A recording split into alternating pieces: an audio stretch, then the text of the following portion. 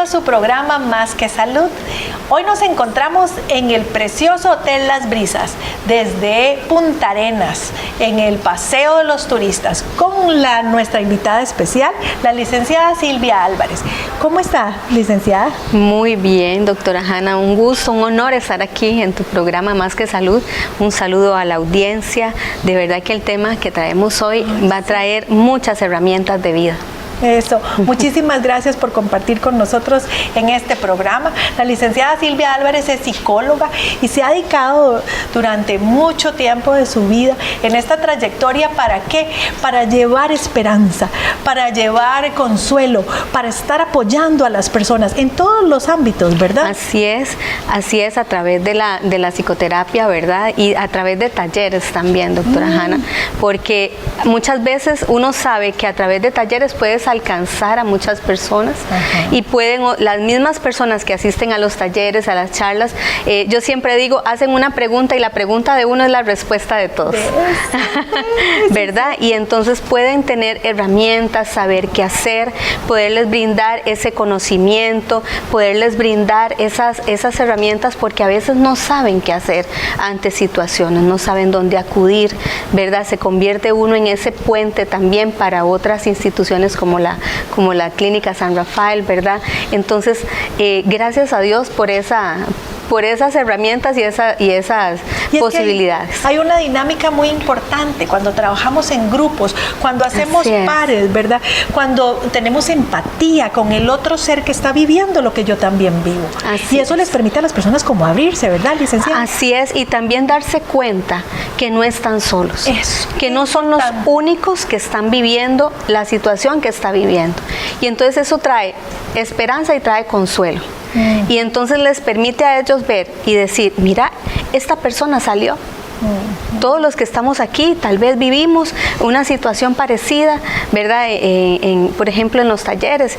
Y entonces la pregunta que hace uno y la respuesta que se le brinda, y después te dicen, bueno, yo estaba pasando lo mismo, pero me dio pena como decirlo, pero se abren esos espacios para que las personas puedan conversar y puedan hablar de lo que está ahí, que creen que lo están llevando solitos, porque así se sienten. Es que como seres humanos creemos a veces que nuestro mundo es el único, pero no. Por el contrario, todos pasamos por muchas cosas muy similares. Por eso es el individuo, la familia, la sociedad completa, ¿verdad? Y como seres integrales, con ese concepto que siempre hemos dado en este programa, ¿verdad? Ese concepto biopsicosocial, esa construcción social de la salud, ¿verdad? Es donde podemos ver que todos vamos a pasar por cosas similares. Y el apoyo de unos con otros, y para eso hay profesionales como la licenciada Álvarez, que hoy está con nosotros, con este tema tan importante. Creo que no podemos, a veces lo traemos al programa, lo traemos una vez, 2 veces, y lo podemos traer hasta la saciedad. ¿Por qué estamos hablando de la prevención del suicidio? Lo que me gustó fue el enfoque que usted le puso. Prevención. Prevención. ¿Qué es entonces, licenciada? ¿Qué es suicidio? ¿Y por qué decimos se puede prevenir? ¿Cómo se puede prevenir? Fíjate que el suicidio, doctora Hanna, nos está robando la vida de las personas que amamos. Y nos está robando la vida de las personas más jóvenes cada vez, ¿verdad? Las estadísticas de la Organización Mundial de la Salud antes de la pandemia decía que el rango de edad está entre los 15 y 29 años.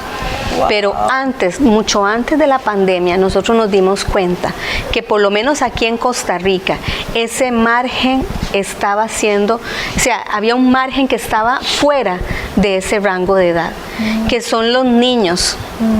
Entonces, el motivo es para que nosotros podamos ser esos vigías de los niños, podamos ver las señales, porque las personas antes de suicidarse dan señales.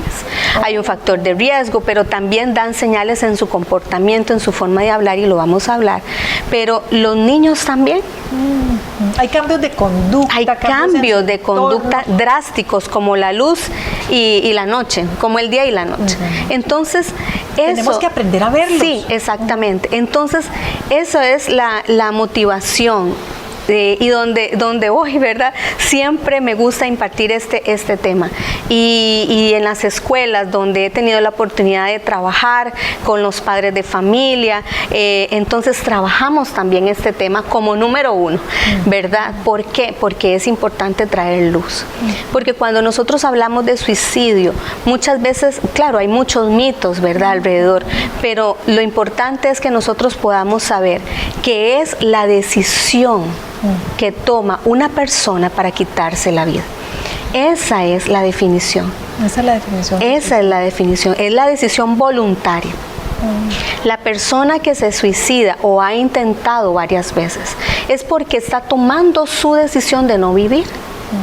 Y claro, porque deja una nota de suicidio, y aquí ya estamos como entrando en lo profundo del tema, pero ¿sabes por qué? No por llamar la atención, porque eso es un mito.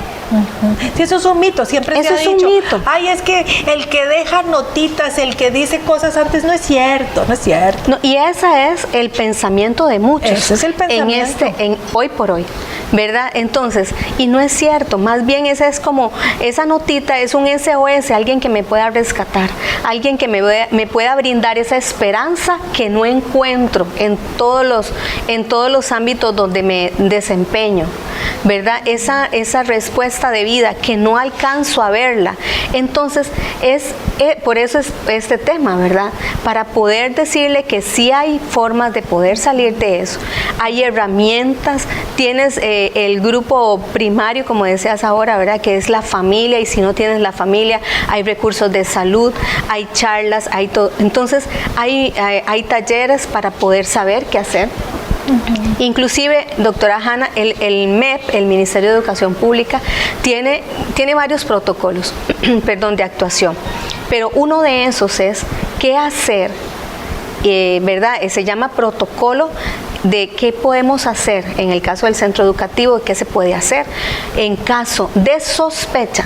De sospecha de suicidio. De suicidio. Wow. Eso alerta a todo el personal. Exacto, hay protocolos, ellos saben qué hacer. Es como cuando nosotros también los psicólogos tenemos protocolos, ustedes también, ¿verdad? En el área médica. Para algunas situaciones. Entonces, cuando viene un joven que te está hablando de que no tiene esperanza, que quiere morir, y su verbalización va en esa línea, ya se le encienden a uno todos los focos de alerta. Entonces, es ahí donde sabemos cómo actuar. Y sabemos que la familia tiene que saber qué hacer, a quién acudir en estos casos. ¿Por qué? Porque la familia que ha perdido un ser querido por el suicidio lleva un peso de culpa tan grande que una de mis recomendaciones, y aquí aprovecho de una vez, ¿verdad?, es que no solamente la persona vaya, ¿verdad?, el que ha intentado suicidarse y no lo logró, aquel que tiene la verbalización constante de que me quiero morir y solo hace dibujos con respecto a la muerte, que solamente escribe poemas con respecto a la muerte. Entonces, no solamente ese joven, no solamente esa persona, no solamente el niño, sino también la familia, porque la familia necesita saber qué tiene que cambiar en su dinámica familiar para poder fortalecer a esta persona, pero no solamente a esta persona, sino a todos. ¿Por qué? Porque cuando una familia pierde a un ser querido debido a un suicidio, hay que trabajar la culpa, hay que trabajar un montón de patrones, ¿verdad? Hay que trabajar esta frase, ¿verdad? Si yo hubiera llegado primero, si yo no hubiera dicho que era para llamar la atención. Yo a los padres les digo, y a los familiares les digo esto: si usted piensa que es por llamar la atención, entonces actúe. Eliminemos esa sospecha de que está llamando la atención y no vaya a ser demasiado tarde que perdimos ese ser querido. Conozco personas que perdieron un ser querido, conozco familias que perdieron un ser querido y llevan años trabajando con la culpa. Entonces, por eso también es bueno trabajar en la prevención, para poder tener esas señales de alerta. También tuve la oportunidad de conocer un caso de un chico que llegó al cuarto de su mamá y su mamá estaba muerta, se había suicidado, se había ahorcado. Wow. El primero que la encontró fue él, un niñito de 7 años, imagínate. Trabajar, la colega trabajó con él, se trató de trabajar con la familia, ¿verdad? Era mamá soltera, no sabíamos dónde estaba el papá, ¿verdad? Porque yo le colaboré en algunas cosas. Entonces, ¿por qué les digo esto? Porque es importante que trabajemos esa prevención, esas señales, esa depresión que la persona muchas veces tiene. Y aquí entra también no solamente los psicólogos, sino también todo un equipo interdisciplinario que debemos actuar, como decías ahora, de la mano, ¿verdad? Para poder salvaguardar la vida de este paciente. Y es que muchas veces encontramos que hasta es algo que se repite en la familia. Exacto. Entonces hay cuestiones también conductuales o, ¿verdad?, que pasó con un abuelo, pasó con un bisabuelo, o familias completas que en esta familia ha habido muerte de este tipo. Y o ha habido, ¿verdad?, digamos, depresiones mayores o problemas psicológicos o, ¿verdad? Algún trastorno mental, etcétera. Y entonces lo vemos como, no, eso. Pero cuando llega a ocurrir, es tan fuerte, muy fuerte. Y es tan devastador que es mejor que no ocurriera, ¿verdad? Entonces, si podemos prevenirlo, mejor. ¿Verdad? Mejor. Claro. Entonces, por eso me encantó esa parte que usted le pone como prevención.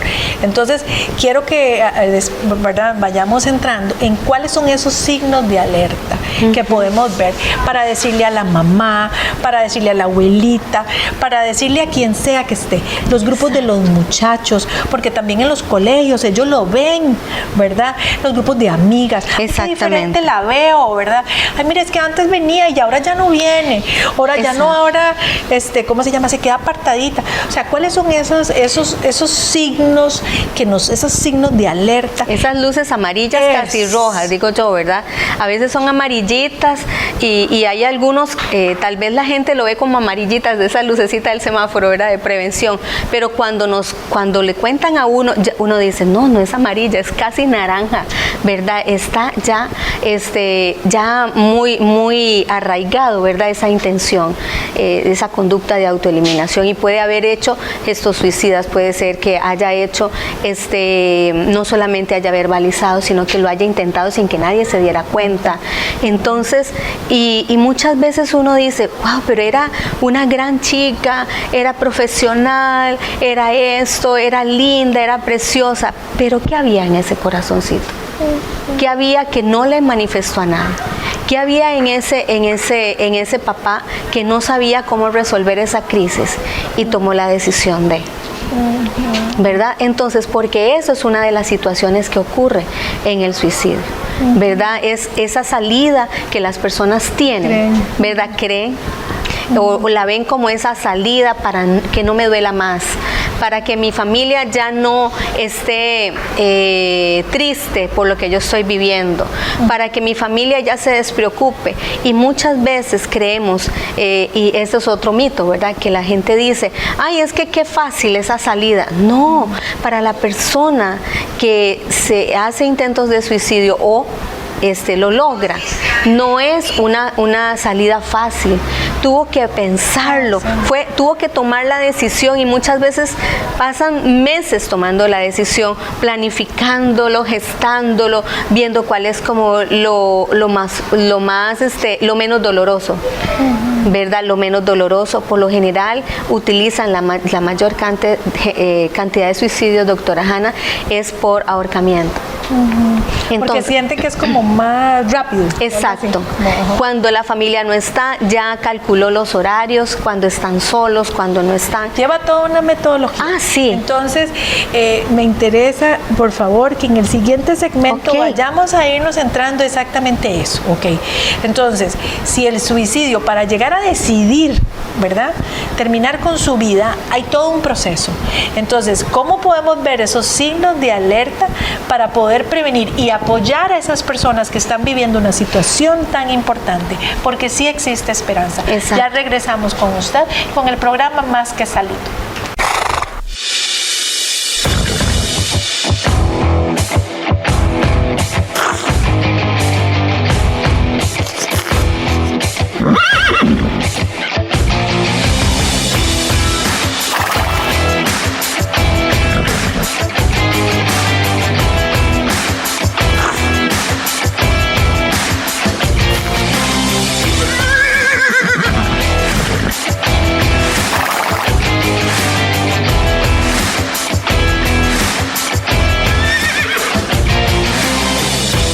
regresamos con su programa Más que Salud.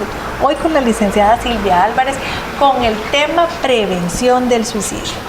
Nos encontramos aquí en el Hotel Las Brisas. Lindo, ¿verdad? Precioso, precioso. ¿Verdad? Lindísimo. Es hermoso el Hotel Las Brisas, ¿verdad? En el paseo Los Turistas Punta Arenas. Venga, dese una vueltita, aquí tiene el faro alrededor, tiene buenas habitaciones, buena comida, una atención de lujo. Así es, sí. Hermosísimo. Damos gracias a doña Ana y a don Antonio por permitirnos acá con Radio Puerto estar llevando a usted hasta su casa este programa tan importante. Entonces la licenciada Álvarez nos comentaba sobre qué era suicidio, ¿verdad? Sobre esa decisión, ¿verdad? Exacto. Del ser de acabar con su vida, y que es un proceso que se va gestando para poder llegar ahí, y que no es una decisión sencilla. No es eso que se dice, ay, mire, es lo más fácil. No es la salida más fácil, más bien es la más difícil y la que tiene mayor cantidad de consecuencias. Por eso tenemos que prevenir. Y usted nos comentaba sobre estos signos de alerta, ¿verdad? Digamos, desde la gesticulación, es el lenguaje no verbal que una persona tiene, los cambios en el estado de ánimo, la conducta, todo ese tipo de cosas. Entonces, cuéntenos, licenciada. Así es, hay varias señales, ¿verdad? Esas señales de alerta, una de esas es la desmotivación, doctora. No la voy a dar en el orden de importancia, sino que las voy a mencionar. Es la demotivación que usted puede ver en esa persona, en ese joven, en ese niño. Lo que antes le apasionaba, ya no.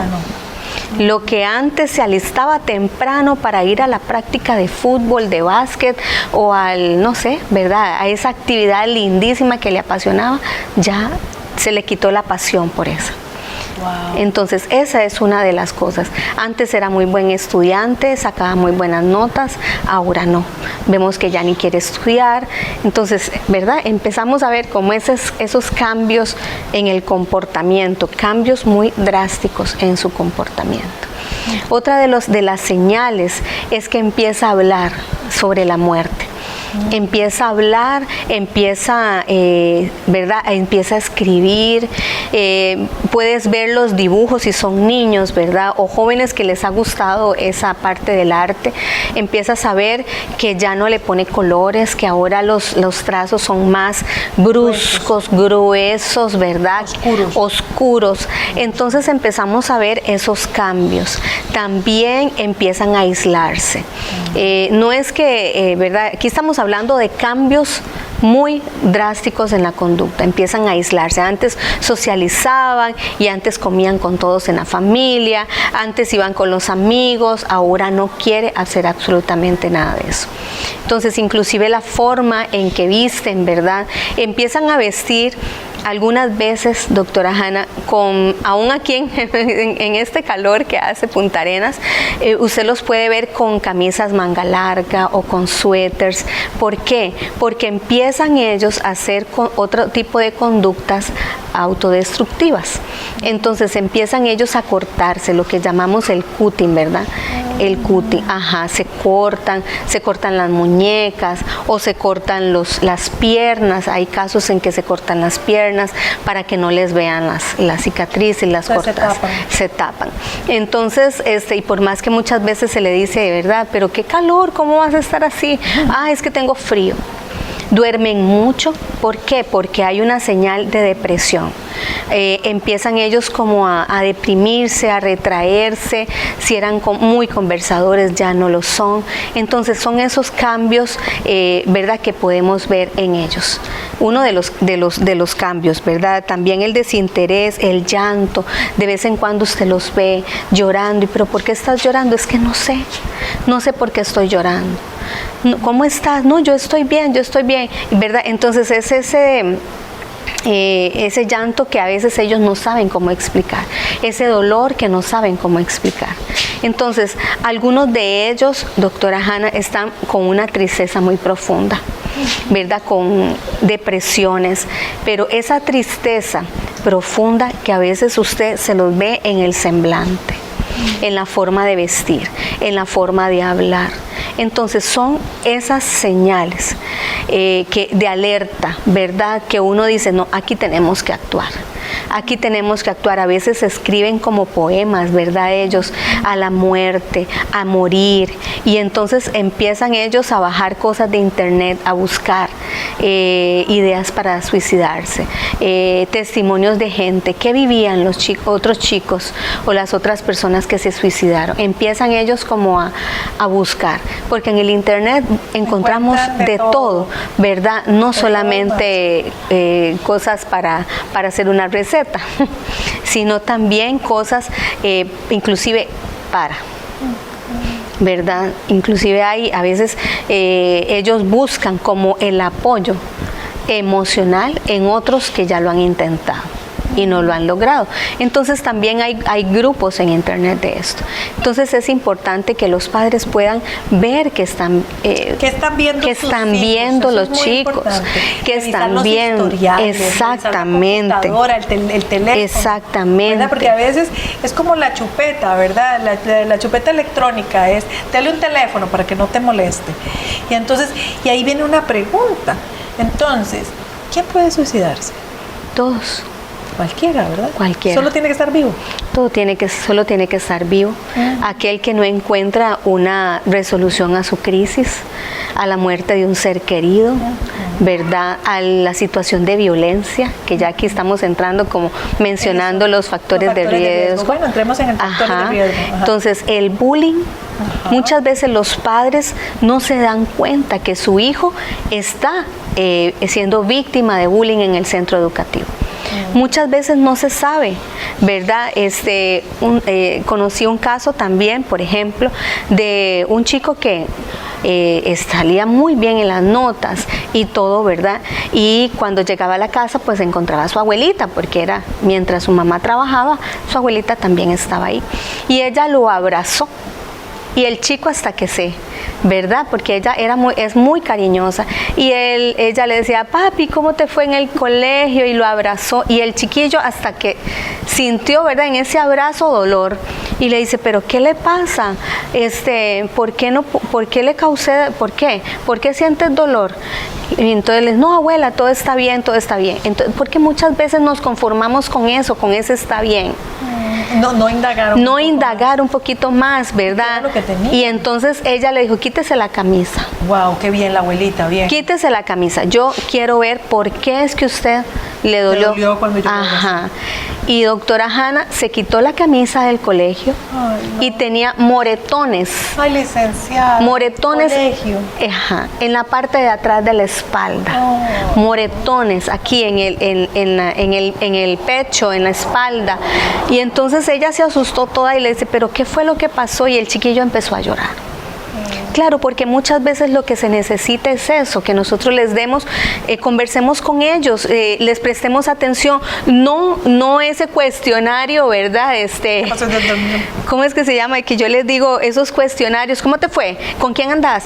¿Verdad? Sí, todo estructurado. Sí, todo estructurado. No, sino una conversación como el de esta abuelita, ¿qué fue lo que pasó? Decime, quítate la camisa, a ver qué fue lo que pasó. La abuelita lo atiende desde antes de nacer y hay ese nivel de confianza y entonces ella se asustó y entonces ella me comentó, ¿verdad? Entonces yo le dije lo que tenía que hacer, que el colegio tiene protocolos para actuar en situaciones de bullying. Pero muchas veces también ocurre que los colegios exactamente como que hay obvian. Exacto, se obvia por diferentes razones, porque qué pereza todo el trámite, porque ante el hecho de tener que, entonces muchas veces se esquiva y mejor lo minimizamos, ¿verdad? Independientemente sea público, privado, lo que sea. Entonces hay que tener mucho cuidado con eso. Exacto. ¿Verdad? Y uno como papá llegar, y también es difícil estar del otro lado, en la parte de la esfera de la educación. Exactamente. Y es importante que podamos actuar como actuó esta señora, esta abuelita. Y entonces ella llamó a la hija y le dijo, véngase, porque él está recibiendo bullying en el colegio, él no. Y ella trató como de hablar con él, desde cuándo y todo eso. Entonces fueron yo le mandé el protocolo del MEP y le dije, porque ella vive muy largo, entonces hablé con ella y todo, la guié un poquitito, y entonces fueron al colegio y el asunto, ¿verdad? Ahí ellos actuaron, gracias a Dios, ¿verdad? Pero el bullying es uno de los factores de riesgo de los intentos de suicidio. Más que todo en adolescentes. Claro que sí, y niños, porque llegan al centro educativo, que es para jugar, que es para estudiar, que es para divertirse, que es para pasar con mis compañeritos, ¿verdad? Y lo que les están haciendo es golpeándolos, es acosándolos, algunos los acosan sexualmente, entonces todos los tipos de bullying que existen, o ciberbullying, que es yo considero, no minimizando los otros tipos de bullying, pero el ciberbullying está más accesible a los chicos. Y ahora lo están viviendo mucho, ¿verdad? Mucho lo están viviendo. Porque entonces no te lo digo de frente, los profesores no saben, pero te escribo todo, uso tus fotos, también hago montajes con las fotos, las publico, ¿verdad? Y entonces por todas las redes, entonces ante la gente te pone cosas y es terrible, es terrible, los desmoraliza. En un periodo donde ellos están buscando su identidad, están buscando ser aceptados, ¿verdad? Entonces, y necesitan de sus pares para eso. Necesitan de sus pares, es el tiempo necesario con los pares. Exacto. Usted puede tener mucho cariño a su mamá, a su papá, todo su apoyo, sus vínculos sociales, pero si no hay esa ¿verdad? Feedback con los pares, está mal. Exacto. Y muchas veces nosotros como papás les decimos, no, vaya, tiene que ir a la escuela, pero es que va para la escuela, o va para el colegio, va para el colegio. Y entonces, y sin preguntar, y sin ir a... Y qué difícil, ¿verdad? Exacto. O sin también, digamos, bueno, a veces nos pasa a nosotros en los servicios de salud, como en la Clínica San Rafael, que nosotros tenemos un equipo interdisciplinario de salud mental, ¿verdad? Psicólogo, trabajador social, enfermero en salud mental, ¿cómo se llama? Trabajadora social, también un psiquiatra que colabora, ¿verdad? Cada 3 meses, que puede abordar, pero cuesta, ¿verdad? Que a veces lleguen cuando no están en ese periodo de negación. Exacto. Entonces, cuando ya ellos dicen, o si ya hay una persona, un adulto que ve y lo trae, entonces se destapa todo. Y cuando ya se ven en el proceso, en un servicio de salud con esta interdisciplinariedad y con este apoyo, ya más bien los chicos se sienten, qué dicha que vine. Claro. Amén, qué dicha que vine. Pero en otros momentos ha costado que lleguen, entonces es muy importante para toda la audiencia que sepan que existen estos grupos, que al menos Clínica San Rafael los tiene, que hay grupos también sociales, ¿verdad? En la comunidad, que también en los colegios hay una obligación, de verdad, y hay todo un protocolo del Ministerio de Educación para esos efectos, como bien decía la licenciada Silvia Álvarez. Entonces existe, también piense, grupos religiosos, ¿verdad? Iglesias, ¿verdad? Siempre hay alguien. Siempre Dios va a poner una persona. Entonces veamos que tenemos que nada más abrir un poquito los ojos, ver estos signos de alerta, por aunque sea un ratito, aunque uno llegue tarde a la casa, uno siempre se comunica. Y algo sabe. ¿Cómo puedo saber esas diferencias? Exacto, porque también otro de los factores de riesgo, doctora Hanna, es la violencia intrafamiliar. Bueno, eso es otro, muy importante y pasa mucho acá. Sí, exactamente, por eso lo menciono, ¿verdad? He mencionado como los más frecuentes, ¿verdad? En la estadística. Bullying, violencia intrafamiliar.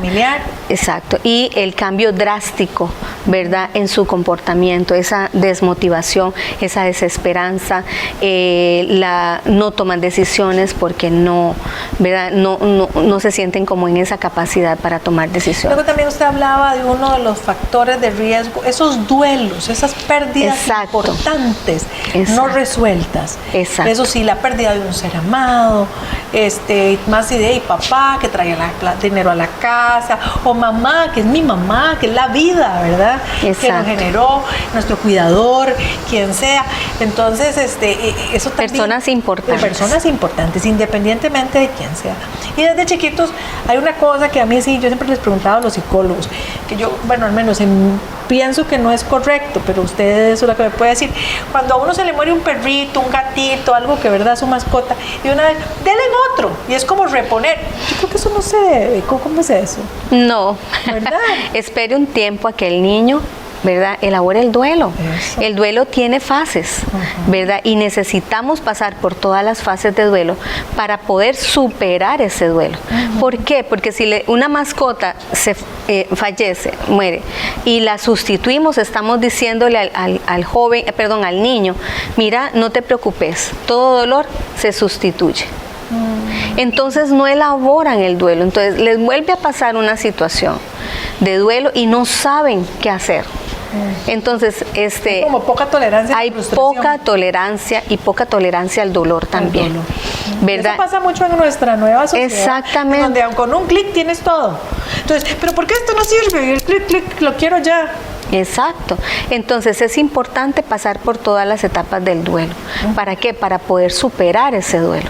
Es vital, importantísimo. Porque esa elaboración del duelo, de las etapas, nos va a permitir tener agallas, desarrollar habilidades, resiliencia también, y desarrollo de habilidades que nos va a permitir más adelante poder enfrentar una crisis en el matrimonio, una crisis en el trabajo, una crisis económica con otras personas. Es decir, y cuando nosotros en una crisis no la resolvemos, en la siguiente crisis acumulamos. Acumulamos y es peor. Bueno, ya regresamos con ustedes después de este corte comercial, con su programa Más que Salud.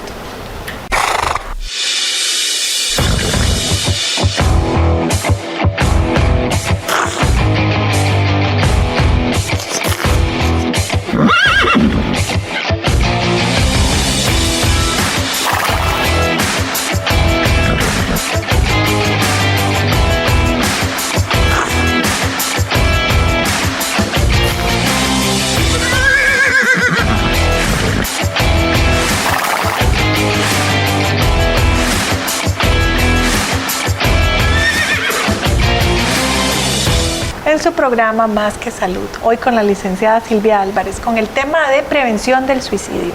Estábamos conversando sobre lo que son los factores, ¿verdad?, de riesgo, ¿verdad?, todo lo que son los signos de alerta, el cómo una persona para decidir, ¿verdad?, terminar con su vida, no lo hace como de hoy para mañana, sino que es un proceso, entonces que tiene etapas, licenciada. Entonces es muy importante para nuestra audiencia el saber, además de ver esos factores, esos signos de alerta, cómo esto dura un proceso, y cómo podemos, ¿verdad?, digamos, captarlo antes. Entonces, hay etapas, cuéntenos un poquito. Así es, hay etapas en donde la persona va como en escala, ¿verdad? Y antes de eso quiero comentarte que las personas que se suicidan, digamos que recibieron tal vez una mala noticia y lo hacen en ese momento, después de ese momento, es porque tienen armas de fuego en la casa o tienen plaguicidas y lo hacen o acceso a medicamentos y lo hacen así, ahí mismo. Ese es como el que sea inmediato. Exacto. Tengo una mala noticia, una deuda muy grande, una enfermedad muy importante, alguna cosa así. Entonces, una crisis así. Una crisis que es un impulso. Un impulso, ¿verdad?, de qué es lo que voy a hacer. Toman el arma, pero tienen acceso a eso, ¿verdad? Pero son los casos menos, ¿verdad?, menos frecuentes. ¿Por qué? Porque la mayoría de las personas empiezan a desarrollar, ¿verdad?, primero una idea suicida. Una ideación llamamos nosotros. Entonces se empiezan a pensar sobre el suicidio, que sería mejor, ¿verdad? Y empiezan con esa ideación, ¿verdad? Empiezan aquí en la cabecita a pensar sobre eso, que es la mejor salida, que de por sí nadie me quiere, que de por sí ya no le voy a causar problemas a los demás. Entonces, todo se termina aquí, eso no es cierto. Exactamente, es lo peor. ¿Verdad? Empieza ahí esa ideación. Luego la amenaza, que es cuando empiezan a hacer, empiezan a decir, mamá, ¿qué pasaría si yo me muero? ¿Verdad? Empiezan ahí como a decir, ¿verdad? Y claro, se llama... a probar el terreno, ¿verdad? Entonces es esa manifestación verbal, ¿verdad?, sobre el suicidio. ¿Qué pasaría si yo ya no existo? ¿verdad? ¿Qué pasaría si yo me muero? Entonces, ¿qué es lo que hace? ¿Qué es lo que hacemos todos? Ay, no deje, porque Ay, deje de estar hablando tonteras, sí, ¿verdad? Y desgraciadamente todos hacemos eso. Todos hacemos eso. ¿Verdad? Todos hacemos eso. Sí. Entonces, ay, chiquillo, o ay, no, deja de estar diciendo eso. ¿Verdad? Entonces, no, aproveche ese momento. Profundice, hable, escarbe un poquitito más y empiece a decirle a la persona, ¿qué fue? ¿Por qué estás pensando eso? ¿Por qué me estás diciendo eso? ¿Qué estás pensando hacer? ¿Verdad? Después, otra de las etapas es el gesto suicida. Es cuando empiezan a hacer esa conducta de autoeliminación, o esa conducta que uno sabe que es una conducta de peligro. Entonces puede ser que empiece con el consumo de drogas, ¿verdad? Donde todos tal vez se pasan la misma jeringa, porque entonces dice, aquí me muero, ¿verdad? No tengo que hacer más cosas. Otros empiezan a hacer lo que hablábamos anteriormente, el cutting, ¿verdad? Que es el cortarse, empiezan a cortarse y muchas veces empiezan individualmente, doctora, pero luego avanzan y lo hacen en grupo, inclusive por internet. Se reúnen varios y empiezan a cortarse, a ver qué siente, a ver esto, a ver lo otro, como a motivarse mutuamente. Y eso de una u otra forma es una conducta también autoagresiva, ¿verdad? Entonces por eso llamamos gesto suicida, porque sabemos que tal vez el cortarse no va a tocar a primera entrada, ¿verdad? Órganos vitales, pero después sí. ¿Por qué? Porque eso va en evolución. Primero lo hacen con la punta de un lápiz, empiezan a ver qué pasa y después empieza ahí, ¿verdad? Hasta que lo hacen hasta con lo que llamamos aquí en Costa Rica, una Gillette, no sé cómo se llama, una navajilla, o un cúter, por eso se llama cutting, ¿verdad? Entonces, este es lo que nosotros llamamos el gesto suicida. Luego empieza ya la gestación, la tentativa. Empiezan a intentarlo. Ya cuando llegan al gesto suicida, ya pensaron, ya saben qué causa menos dolor, cómo, en qué momento puedo hacerlo, en qué momento no hay nadie en casa, porque algunos lo hacen en la casa, ¿verdad? Otros lo hacen en otros lugares, pero ya empezaron ahí a pensar, ya cuando empezaron con el gesto suicida, ya ahí empezaron, es porque ya hubo una evolución del pensamiento a la acción. Entonces, cuando hablamos de tentativa, es porque ya lo intentaron, pero no funcionó. No funcionó porque tal vez llegó la hermana, llegó la mamá, llegó el papá, llegó el cartero, llegó alguien, ¿verdad? Y lo rescató. A lo mejor estaba tratando de ahorcarse, ¿verdad? Y no pudo, ¿por qué? Porque llegó alguien y cortó la cuerda, etcétera, etcétera, ¿verdad? No vamos a profundizar en eso. Pero también ya después, cuando hay una tentativa, seguirán intentándolo, doctora Hanna, hasta lograrlo.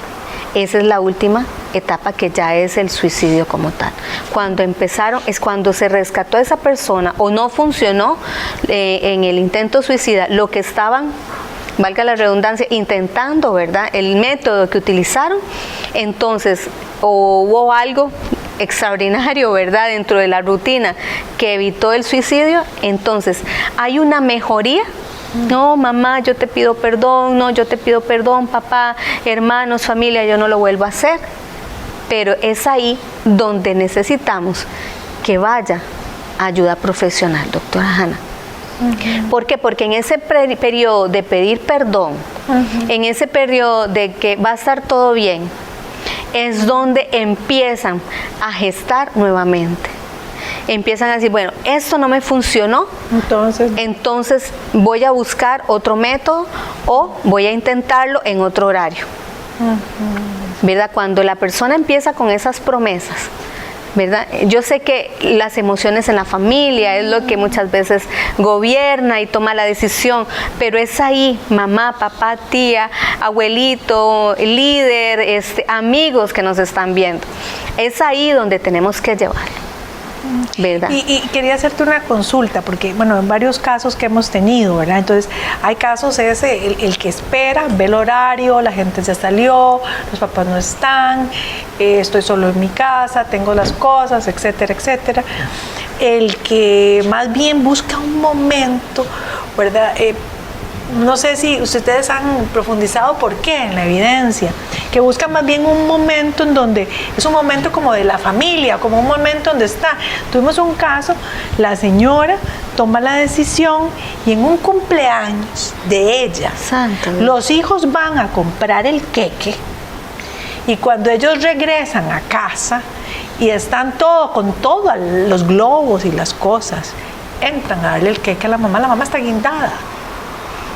Chicos, uno de 5, uno de 7, uno de 9, ¿verdad? La señora sola. Entonces, qué duro, porque entonces tenemos 3 vidas que tenemos que trabajar acá, ¿verdad? Actuar con ellos, en donde su único sustento, su madre, su apoyo, su todo, toma esa decisión y en el cumpleaños y queda esa, ¿verdad? Porque esa imagen. Esa imagen. Y es que los días, cuando uno ha perdido seres amados, ¿verdad? Cuentan las personas que los días son muy importantes. El cumpleaños, el día que falleció, el día, las navidades, la verdad, todas, si era padre, el día del padre, si era madre, el día de la madre, se vuelven muy importantes esas fechas. Entonces todavía en una pérdida, pero con un suicidio por medio. Con un suicidio y el día de su cumpleaños. Y el día de su cumpleaños. Sí, porque entonces, qué difícil. Hay una conducta ahí no solamente autoagresiva, sino hacia los demás. Hacia los demás. Sí. Ajá. Sí, porque ella sabía que iban a regresar y que el lugar la iban a ver, la iban a buscar, no sé en qué lugar fue, pero la iban a buscar y la iban a encontrar. Sí, qué terrible, Exacto. porque entonces no solo me daño yo, sino daño a los míos. Exactamente. Okay. Exacto. Y una de las cosas, doctora Hanna, también, el último mito, no porque, ¿verdad? No porque sea el último, sino porque hay varios mitos. Creer que solamente las personas de escasos recursos son las que se suicidan. No. ¿Verdad? No. Ya vimos que esto toca todo estrato social, todo estrato económico, y entonces podemos saber que también personas como la modelo, ¿verdad? Una supermodelo, de su balcón, del balcón de su apartamento, se suicida, se lanza. Le dejó una carta maravillosa a su mamá, pero aún así, ¿verdad? Y así muchos otros famosos que podemos, mencionar, que uno creería, bueno, son personas, actores, exactamente. Robin Williams, digamos, por un ejemplo, que, ¿verdad? El doctor de la risa, cuántas películas y cuántas cosas, que él era increíble para todo. Exacto. Cómo toma esa decisión y genera todo, ¿verdad? Exactamente. Entonces, qué difícil, ¿verdad? Entonces, hay que entender que son momentos en donde las personas sienten que de verdad no hay otra salida. No hay otra salida. Pero entonces salida. Todos tenemos que convertirnos en esa luz de esperanza, en esa salida parece ser que lo ocupa, ¿verdad? Y no decir, qué necedad, es lo mismo. Ay, vos que siempre hablas de lo mismo. No, al contrario, de lo que hay en el corazón habla la boca. ¿Verdad? Lo que nosotros estamos escuchando es lo que hay en el corazón de la persona, ¿verdad? Si hay desesperanza, si hay falta de futuro, si no ve esperanza en el futuro, si hay un cambio completamente drástico, entonces en su verbalización, esa es la mejor señal de alerta que podemos nosotros evidenciar. Y no solamente eso, también, doctora, que la familia, yo sé que la familia quiere mucho a la persona y todo, pero es importante que la familia lleve a esta persona, a este familiar, a ayuda profesional, ¿verdad? Y como usted decía ahora, para ese equipo interdisciplinario, ¿por qué? Porque entonces se abarca todo, se trabaja con la familia. ¿Por qué? Porque la familia puede decir, sí, nosotros te vamos a ayudar, pero llega un momento en que la familia se cansa. No, y necesita también una guía. Exacto. Una guía de cómo manejarlo. Igual cuando tenemos esos espacios que usted hablaba, de que ya hizo intentos, pero no lo logró. Ajá. Entonces, ante cualquier ideación suicida, ante cualquier gesto, ya, ante cualquier, ¿cómo era que se llamaba esa parte? En donde ya ella persona ya intentó, digamos, si va a los servicios. Intento suicida, ok. Ya cuando va a los servicios de salud, nosotros tenemos como protocolo inmediato el que esa persona se interna, esa persona se manda al hospital. Nosotros no lo podemos dejar, ¿verdad? Porque está en riesgo esa vida. Entonces, si lo dejamos ahí afuera, no sabemos si verdaderamente lo va a lograr. Sí, porque los estudios revelan, de la Organización Mundial de la Salud revelan, que esas 24 horas después del intento son vitales. ¿Por qué? Porque si lo intentó y no lo logró, está en más riesgo de que en esas 48 horas lo vuelva a hacer. Lo vuelva a hacer con otro método, con lo que haya en la casa, con lo que, ¿verdad? Entonces, por eso es que ante el primer intento, doctora, tenemos que acudir, tenemos que llevarlo. Claro, también en psicología tenemos una serie de protocolos y eso es uno de esos, ¿verdad?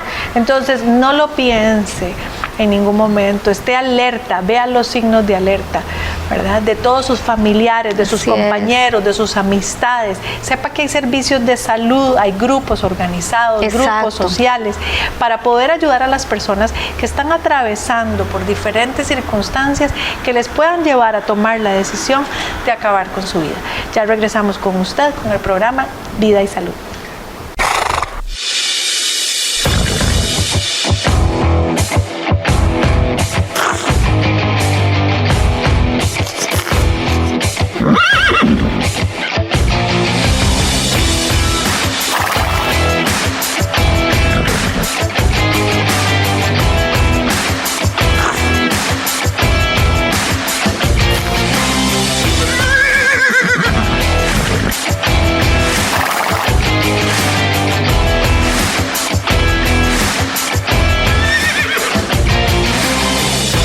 En su programa Más que Salud, hoy con un tema de gran actualidad que ha ido incrementando posterior a la pandemia. Cada día tenemos más casos, tenemos que ponerle más alerta, ¿verdad? Más nuestros ojos, nuestros oídos a pensar que nuestra sociedad está clamando, ¿verdad? Y está generando muchos problemas en su conducta, problemas de depresión, trastornos económicos, ¿verdad? Problemas familiares, violencia intrafamiliar y todo esto, ¿verdad? Al igual que la pérdida de seres amados, ¿verdad? Que pasaron también por la pandemia. Exacto. Entonces esos duelos no resueltos han llevado a muchas personas a pensar en suicidio, ¿verdad? A pensar en cómo yo tomar la decisión de acabar con mi vida, ¿verdad? Cuando normalmente se decía, o ¿verdad? Ese concepto sagrado que tenemos, y creo que es el verídico, que la vida solo la da Dios y solo Él debe de quitarla, ¿verdad? Pero tenemos este libre albedrío, que entonces lleva a las personas a en algún momento sentirse fuera sentirse tan desesperados, tan sin salida, que toman decisiones que más bien generan toda una alteración en la familia, en la sociedad. Exacto. Y son consecuencias. Se cree que son como, aquí se acabó todo. No, aquí más bien empezó todo. Exactamente. Y empezó algo que se va por generaciones y que va marcando una familia. Entonces, la licenciada Silvia Álvarez en el programa nos hablaba sobre esto. ¿Qué es suicidio? ¿Cómo se previene? ¿Cuáles son los signos de alerta? ¿Cuáles son los factores de riesgo? ¿Qué está llevando a nuestra sociedad? ¿Cómo verlo? ¿Cómo tener esas lucecitas amarillas? Usted nos decía. Y entonces íbamos por esta parte. Entonces cuéntenos un poquito cómo hacer este cierre, ¿verdad? Y después al final un mensaje que le llegue a la audiencia del programa, ¿verdad? Para poder saber que tenemos esperanza, que tenemos una solución, que no debería de ser esto, ¿verdad? Entonces, ¿cómo podemos prevenirlo? Así es. Una de las cosas que yo quiero comentarles es que el sufrimiento no siempre se nota. Muy bueno. El sufrimiento no siempre se nota, ¿verdad? Hay muchas personas que saben cómo maquillarlo, Y cuando hablo de maquillarlos, sí, a través del maquillaje, ¿verdad? Pero también a través de una sonrisa. En el segmento pasado hablábamos de Robin Williams, ¿verdad? ¿Quién se iba a imaginar que ese actor, ¿verdad? Porque todavía hablamos de Robin Williams, del suicidio y todo, ¿verdad? Entonces podemos ver que cómo hacía reír a las otras personas. Y muchas veces las personas que están junto a nosotros están pasando situaciones, doctora Hanna, y no nos damos cuenta. Es cierto. Los niños, los jóvenes, si no es tu joven o tu nieto, son los compañeritos de la escuela, son los compañeritos del colegio, los que muchas veces le dicen, vienen y te dice tu hijo, mami, mi compañerita se está cortando.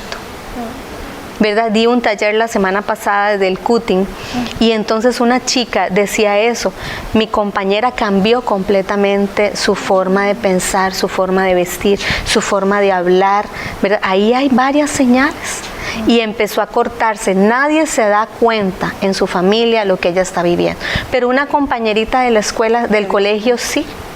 Entonces siempre hay alguien alrededor que nosotros podemos escuchar, sin que sea un cuestionario militar, ¿verdad? Y de preguntas, sino una conversación.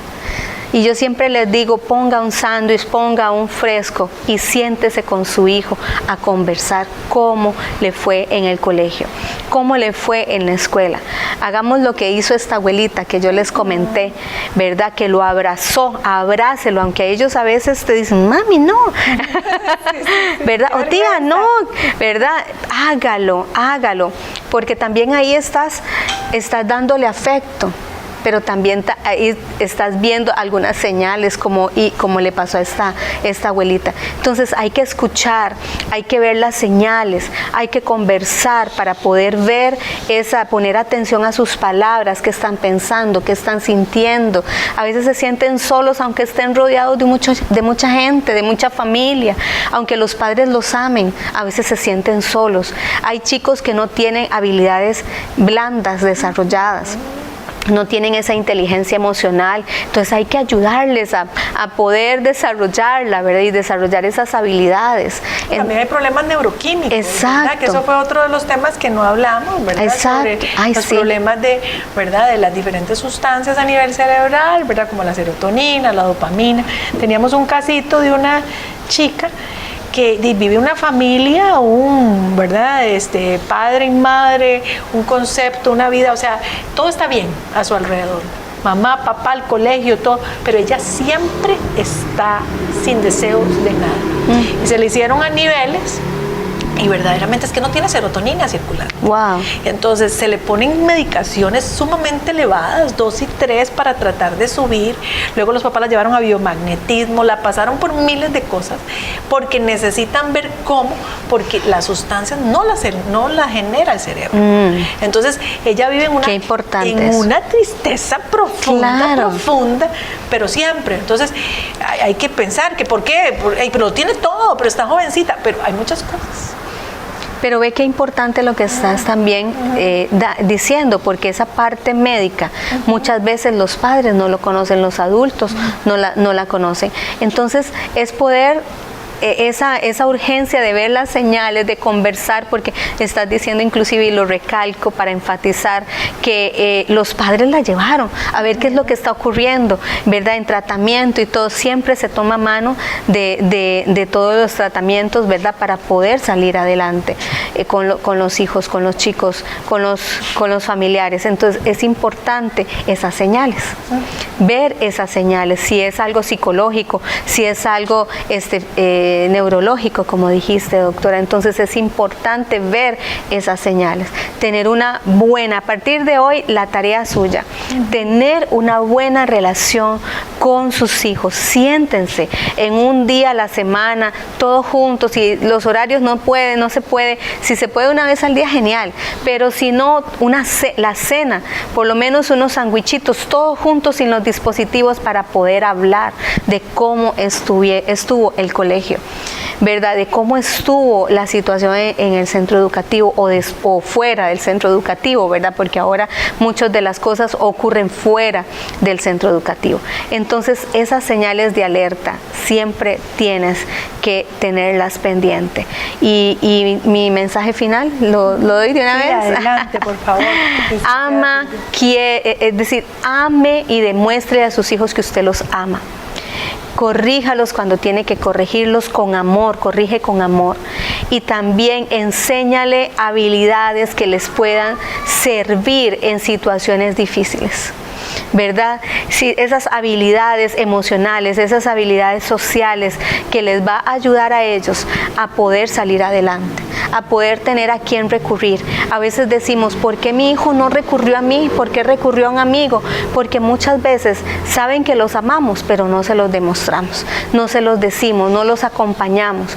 Había un caso de un chico que su maestro recibió a la medianoche un mensaje de él. Y él se asustó, ¿verdad? Y le dice, ¿por qué me estás llamando a esta hora? Es que me siento solo. Mis papás vinieron hace 2 horas de su trabajo y ni siquiera pasaron por mi habitación a ver cómo estoy. Entonces imagínate, cuando uno escucha estas cosas, bueno, por lo menos a mí se me parte el corazón y tengo que aguantar muchísimo, ¿verdad? Las ganas de llorar, pero acércate a tu hijo, mantén esas relaciones fuertes y esas habilidades, doctora. Muchas gracias, un excelente mensaje. Entonces pensemos que para eso, ¿verdad? La institución más sagrada que Dios ha dejado es la familia. Así es. Entonces tenemos que volver nuestros ojos a la familia, independientemente sea usted un papá, un abuelo, un tío, Así ¿verdad? Una hija, ¿verdad? No importa en su condición, vuelva a ver alrededor a todos sus familiares, dé gracias, tome tiempo, que es lo más importante que usted le puede regalar a otro ser humano, su tiempo. El tiempo es vida, como bien dijo la licenciada Silvia Álvarez. Muchas gracias de verdad por estar con nosotros en este programa, y creo que vamos a tener que hacer un segundo, ¿verdad? Okay. Para poder entonces ampliar un poquito, porque de verdad es un tema muy importante. Muchísimo. ¿Verdad? Y entonces el poder ampliarlo más para que usted también pueda hacer preguntas. Muchas gracias a doña Ana, a don Antonio, al Hotel Las Brisas por permitirnos hoy estar acá con el programa Más que Salud. A Roger, a Gladys, a toda la gente de Radio Puerto TV, porque llevan a usted información importante para usted y su familia. Que pasen excelente. Muchas gracias por estar con su programa Más que Salud.